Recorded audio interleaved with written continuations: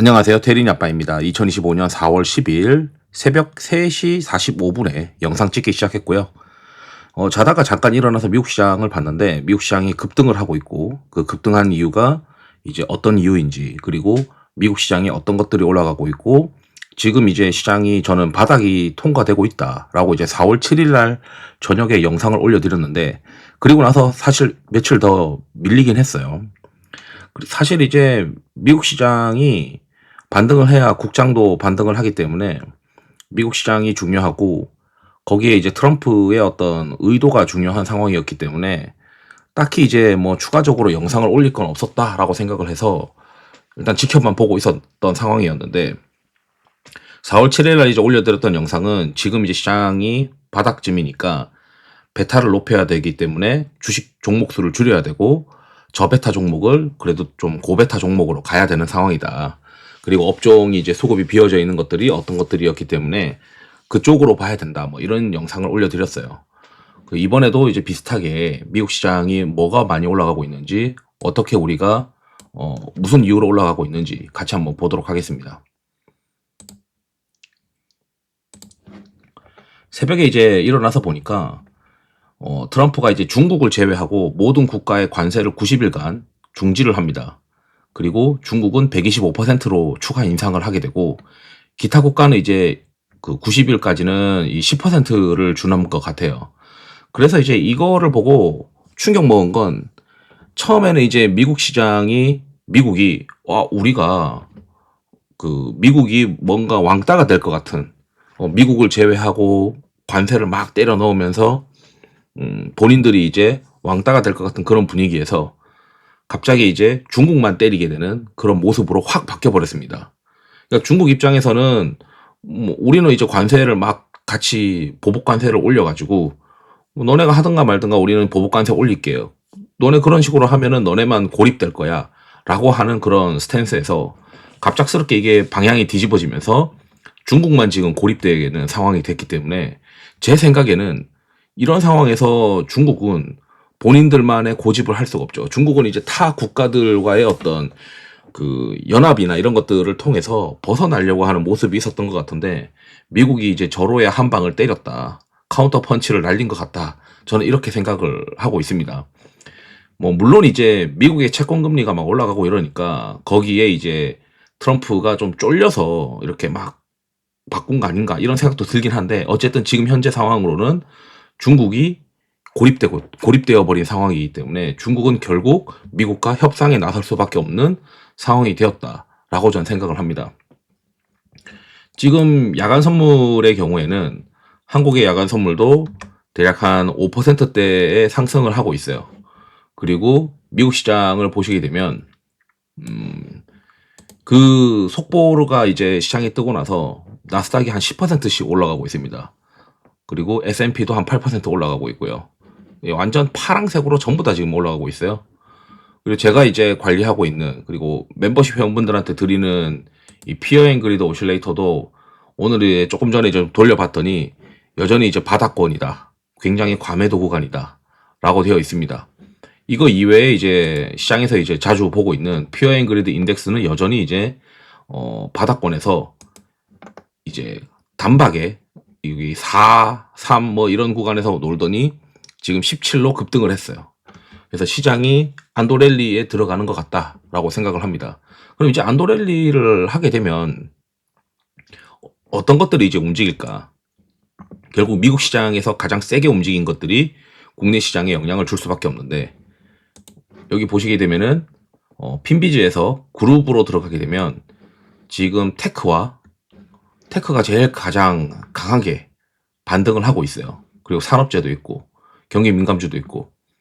그럼 여기서 이제 이거를 인더스트리라고 하는 걸 눌러보게 되면 이렇게 뜹니다. 그리고 오른쪽 마우스 해가지고 한국어로 번역을 한 거거든요. 그럼 지금 시장에서 가장 세게 올라가는 거, 국장에 영향을 줄 수 있는 건 결국 반도체예요. 반도체라고 보셔야 되고, 자동차 제조업체는 국장에도 어느 정도 영향을 줄 거고, 이건 테슬라가 가장 영향을 많이 준 거라고 보고 있습니다. 그래서 국장에 영향을 줄 수 있는 건 반도체랑 자동차와 유틸리티 및 독립전력 생산자, 요거는 결국 국내에 영향을 주는 건 전력기기라고 전 생각을 하고 있거든요. 또 전기장비 이런 걸 보게 되면. 그래서 국내에 영향을 줄 수 있는 가장 탑티어들은 반도체와 전력기기 이쪽이다. 자동차 이런 건데, 그러면 이제 한국형 제가 이제 가지고 있는 이 구글 콜앱에서 늘 돌려보면서 시장에서 상대 강도가 뭐가 셀까 이런 것들을 보게 되면 상대 강도 상위권에는 일단 우선적으로 뭐 방산, 조선 이런 것들도 있고, 방산, 조선은 당연히 이제 또 같이 움직이겠죠. 왜냐하면 미국 시장에 이 관세를 낮추기 위해서는 이쪽에서 계속 협력을 90일 동안 또 해나가야 되니까. 그리고 원자력 테마라고 되어 있는데 이게 티커를 까보면 전력기기가 꽤 많이 있습니다. 그래서 전력기기, 그리고 제가 봤을 때는 지금 시장에서는 뭐 음식료 이런 것들도 상대 강도 상위권이 있는데 이거 약간 방어주 형태라고 보시면 될 것 같아요.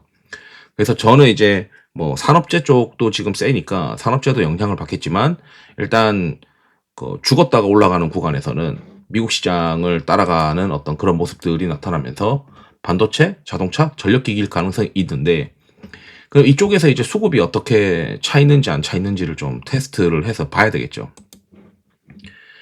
그래서 제가 가지고 있는 이 오실레이터가 이제 시장의 어떤 지수와 좀 연동되는 경향이 심한데, 코스피가 지금 바닥권인 상황이거든요. 그리고 고배당도 나름 이제 과매도 구간이에요. 여기서 보면 자동차가 확실히 과매도 구간입니다. 오히려 바이오랑 화장품은 수급이 그래도 좀 차 있는 형태라서 그렇게 큰 재미는 없을 수 있다라고 생각을 한다면, 자동차는 괜찮긴 한데 좀 더 펀더멘털이 좋은 것들을 고려하면 저는 이번에는 반도체일 가능성이 있다. 레거시의 가격이 올라가지 않냐.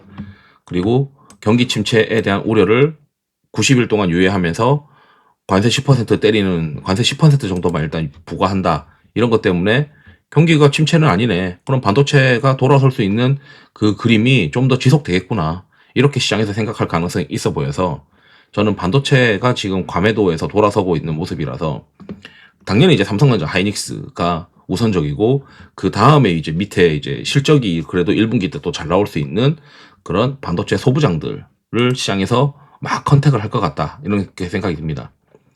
그리고 이제 또 보게 되면,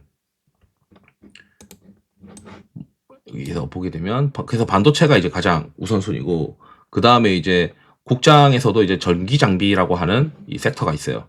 이 전기장비가 결국 전력기기인데, 이 전력기기들도 지금 수급이 굉장히 비어져 있다. 그래서 미국장도 지금 가장 강한 게 반도체와 전력기기, 자동차 이렇게 세 개인데, 지금 국장에서도 수급이 많이 비어져 있는 것들이 반도체, 전력기기, 자동차 이 세 가지 섹터입니다.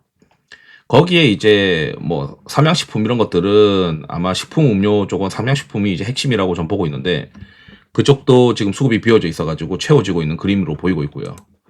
그래서 그래프 뽑기라고 해가지고 저는 이거 눌러보면서 이제 그래프를 보는데, 반도체 장비와, 그리고 반도체와 반도체 장비, 전력기기, 뭐 좀 보수적으로 내가 공격만 하진 않고 나중에 또 변동성을 해지하기 위해서 식품 음료 쪽도 하나씩 체크를 해나가겠다.